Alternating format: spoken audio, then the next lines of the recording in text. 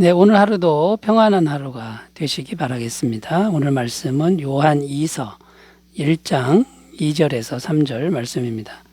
우리 안에 거하여 영원히 우리와 함께할 진리로 말미암음이로다. 은혜와 긍휼과 평강이 하나님 아버지와 아버지의 아들 예수 그리스도께로부터 진리와 사랑 가운데서 우리와 함께 있으리라. 아멘. 네, 오늘 말씀에 보면 은혜와 긍휼과 평강 이 말씀이 나오고 있습니다. 은혜와 긍휼과 평강이 이제 무엇이냐면요, 하나님의 은혜, 하나님의 긍휼, 하나님의 평강, 이제 이런 의미입니다. 그러니까 하나님이 주시는 이제 그런 것들인데, 하나님의 영원한 사랑, 이런 의미가 있습니다. 영원한 사랑으로부터 나오는 이제 은혜의 덕목들이죠. 자, 그런데 사도 요한이 왜 은혜와 긍휼과 평강을 말씀하고 있는 것일까요? 오늘 말씀의 주제가 뭐냐면, 진리가 성도 안에 거하는 증거가 무엇이냐, 이제 이게 오늘 말씀의 주제인데, 은혜와 긍휼과 평강이 바로 진리가 성도 안에 거하고 있는 증거가 된다라는 겁니다.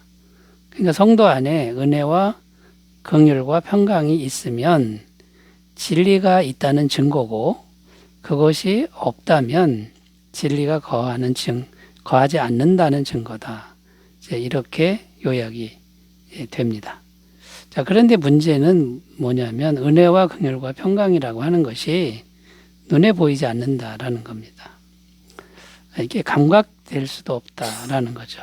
이런 것들은 성도 개인 안에서 개인적으로 또 주관적으로 경험해야 하는 것들이지 객관적으로 보여줄 수 있는 게 아니다라는 겁니다. 자, 그래서 오늘은 이런 은혜와 긍휼과 평강이 이제 우리에게 어떻게 전해지는 것이며, 또 어떻게 개인이 감각할 수 있는지, 경험할 수 있는지, 이런 부분을 살펴보면서 함께 은혜를 나누겠습니다. 그래서 먼저 은혜와 긍휼 먼저 살펴보고요.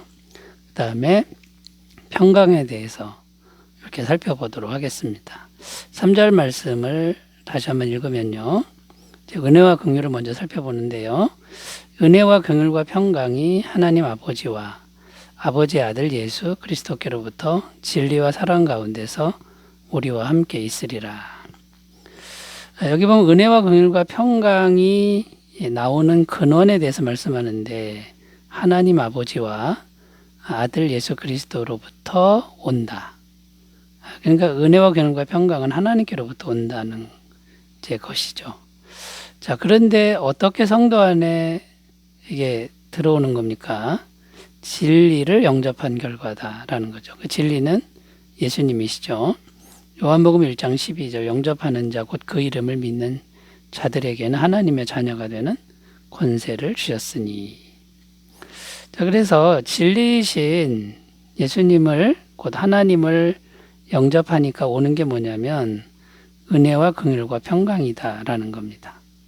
자, 그런데 은혜와 긍휼은 하나님의 마음을 의미합니다. 그리고 평강은 그 하나님의 마음이 성도 안에 들어왔을 때 나타나는 결과물이라는 거죠. 그래서 은혜와 긍휼, 하나님의 마음을 첫째로 살펴보고 두 번째 가서 이제 평강을 살펴보겠는데요. 자, 은혜라는 게 뭡니까? 은혜는 모든 것을 거저 다 주고 싶어 하는 마음이다. 하나님의 마음이다. 부모가 자식에게 뭔가를 줄 때 거저 주지, 거래하듯이 주지는 않습니다. 그런 거와 비슷한데, 하나님은 모든 걸 다 주시고 또 영원히 주시는 그런 마음, 그것이 은혜로운 마음이죠. 또 긍휼은 무엇입니까? 긍휼은 우리와 모든 순간에 함께 하고자 하는 마음이다. 그러니까 우리가 고난에 빠지면 그 고난 가운데 함께 하시는 하나님의 마음, 또 기쁘면 기쁨 가운데 함께 하시는 하나님의 마음, 그러니까 우리와 함께 하고자 하는, 우리의 눈높이를 맞춰서 내려와서 함께 하고자 하는 하나님의 마음이다라는 겁니다. 자, 은혜와 긍휼의 마음, 그 하나님의 마음이 이제 우리 마음에 들어온다라는 거고요. 그 하나님의 마음이 우리 마음에 들어와서 성도 마음에 들어와서 이제 믿어지게 되는 겁니다. 확신이 생기는 이제 이런 것이 바로 하나님이 우리 안에 계신 증거가 된다라는 거죠. 자, 그런데 이 은혜와 긍휼의 마음이 하나님의 마음이 우리에게 전달이 되는데 어떻게 전달이 되는 겁니까? 그것은 오직 성령님을 통해서만 가능하다. 성령님이 하나님의 영이 성도 속에 들어와야만 그 마음이 전해진다라는 겁니다. 고린도후서 13장 13절 주 예수 그리스도의 은혜와 하나님의 사랑과 성령의 교통하심이 너희 무리와 함께 있을지어다. 예배 후 축도문인데요. 예수 그리스도의 은혜와 하나님의 사랑 이것이 성령의 교통하심을 통해서 성도에게 전해진다는 말씀이죠. 성령님이 전해주는 것이다 라는 거고요. 로마서 5장 5절 소망이 우리를 부끄럽게 하지 아니함은 우리에게 주신 성령으로 말미암아 하나님의 사랑이 우리 마음에 부은 바 됨이니. 그러니까 성령님이 하나님의 사랑을 마음에 부어주신다. 그러니까 오직 성령님으로만 전달이 된다라는 겁니다. 그런데 성령님은 어떻게 우리에게 오시는 겁니까? 예수 그리스도의 십자가 복음을 믿고 회개하면 성령은 오신다라고 말씀합니다.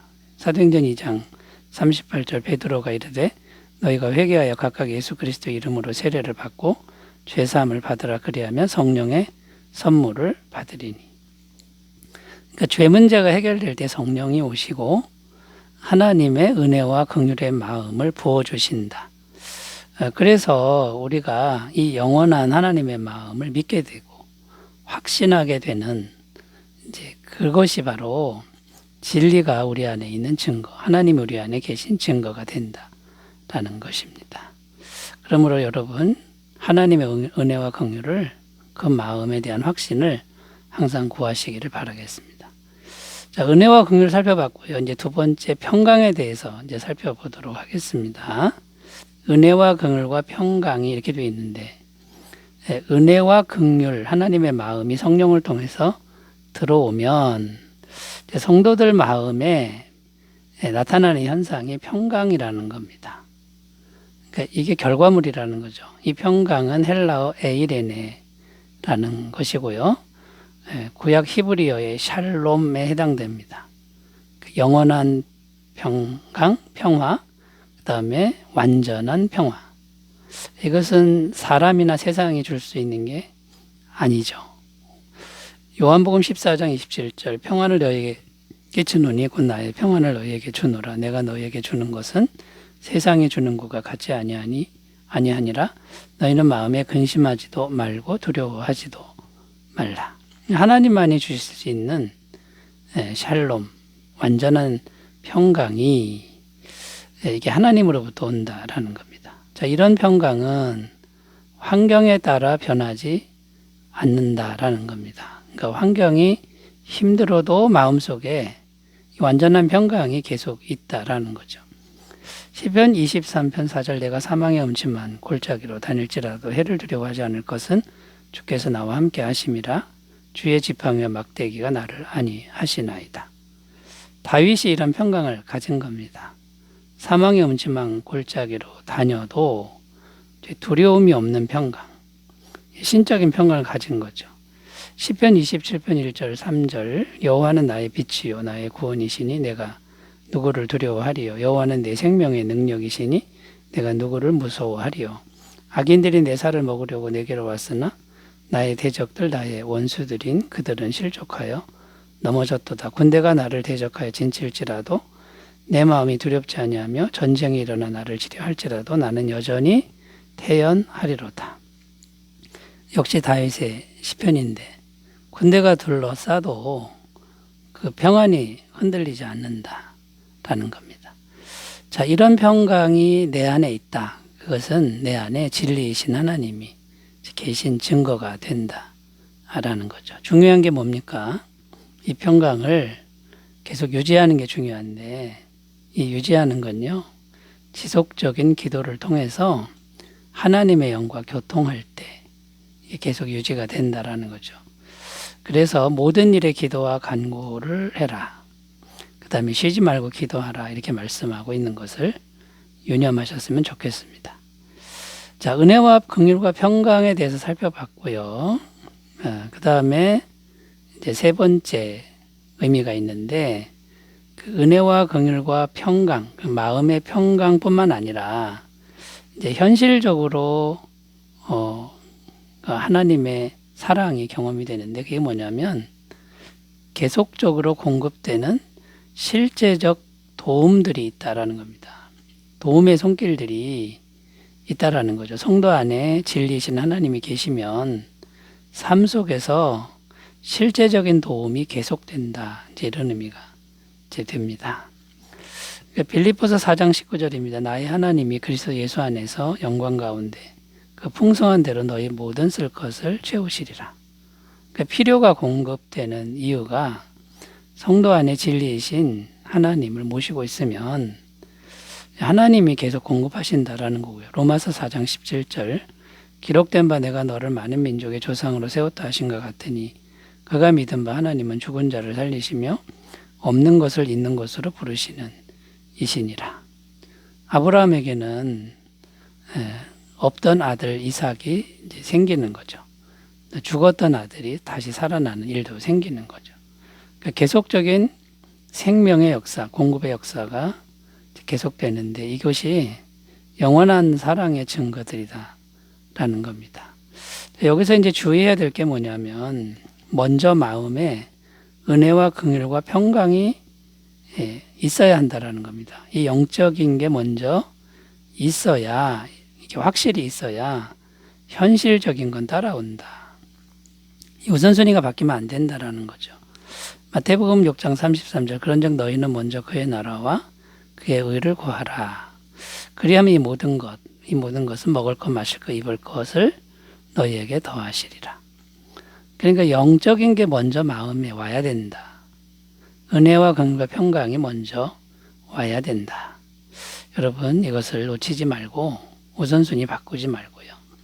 진리이신 하나님 그분을 항상 마음에 모시고 은혜와 긍휼 하나님의 영원한 마음의 확신을 얻으시고 그 다음에요 성령님이 주시는 영원한 평강을 누리시고 현실적으로 도움을 주시는 하나님의 영원한 손길을 늘 경험하시기를 바라겠습니다. 기도합니다.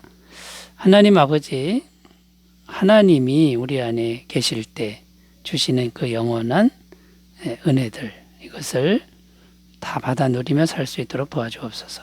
예수님의 이름으로 기도드립니다. 아멘. 은혜 충만하시기 바라겠습니다. 감사합니다.